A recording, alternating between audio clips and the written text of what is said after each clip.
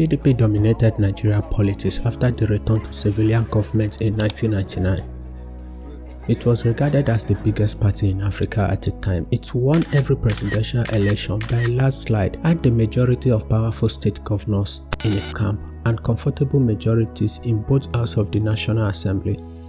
PDP was likely the best platform you can succeed if you wanted to be in Nigerian politics. Mr. President, there's an election coming. Can you win it? I will surely win it. You'll surely win it? Yes. And what are you basing that on? Of course, the support base. PDP, my party, is still the strongest party. There's no polling unit, because that is where you go and cast your vote. There's no polling unit in Nigeria that you don't have PDP members. No other party has that structure.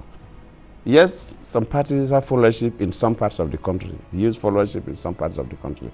But in terms of spread, no party, no other political party has that spread that PDP has. When politicians representing the mainstream political group from most parts of the country got together to form the party in 1998, it was at a time Nigeria was looking for a way out of the 13-year military regime that had focused attention on the northern monopoly of political powers in the country. The three military dictators after the overthrow of Second Republic President Shehu Shagari in 1983 were all northerners, and the annulment of June 12, 1993 presidential election by one of them had led many southerners to conclude that a section felt entitled to constant rulership of the country.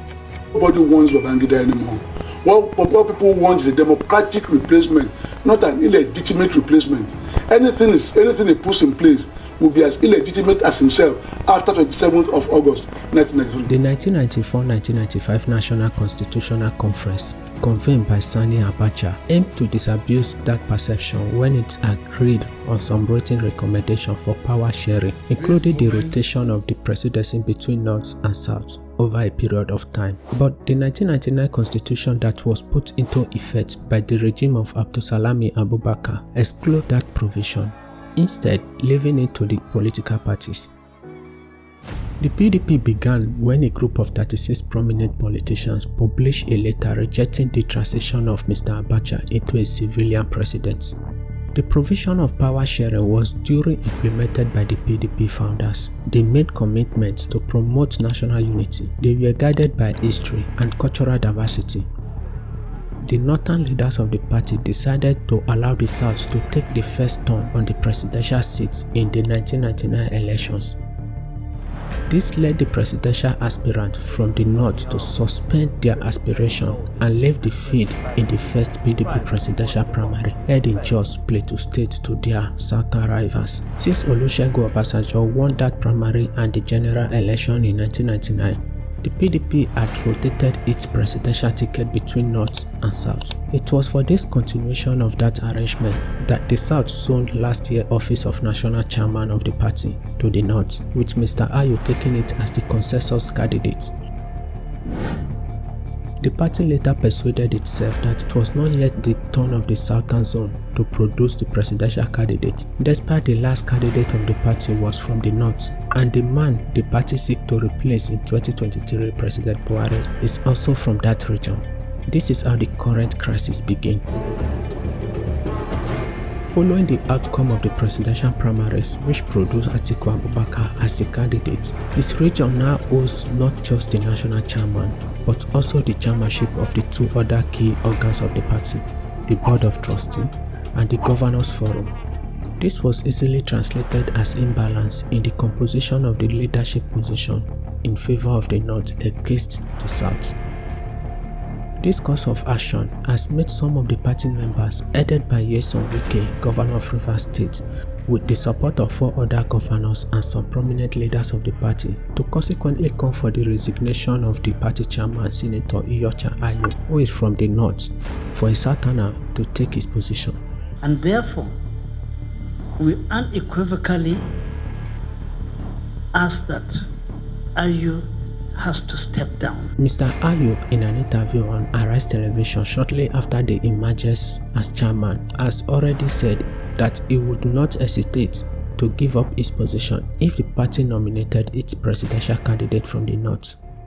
But if they emerge as presidential candidates and the party wants me to resign, I will resign the very day so that we have a president.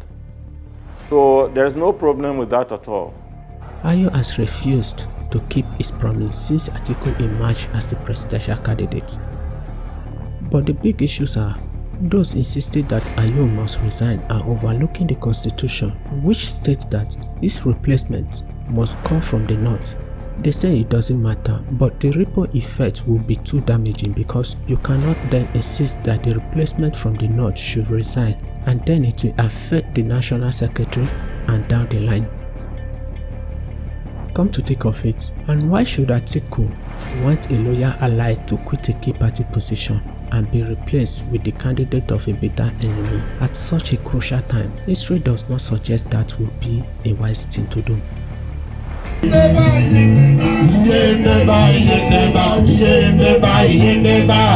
Ironically for Atiku, the biggest problem Mr. Wike is causing him is not allowing him to concentrate on other huge threats to his success in the election in the form of Peter Obi of the Labour Party and Rabiu Kwakwase of the NNPP. Both men until this election cycle were in the PDP but have now walked out of the party to another platform to contest for the same position. Any vote recorded by those two candidates is a vote taken away from the PDP. Very much what happened to Goodluck Jonathan in 2050 presidential election. This is history repeating itself. And what we should learn from this is that you cannot build a political career on betrayal. Thank you for staying to the end of the video. I'm Glory Abi, and this is Positive Nigeria. Thank you for wanting to know more today than you did yesterday. Don't forget to subscribe and like the video.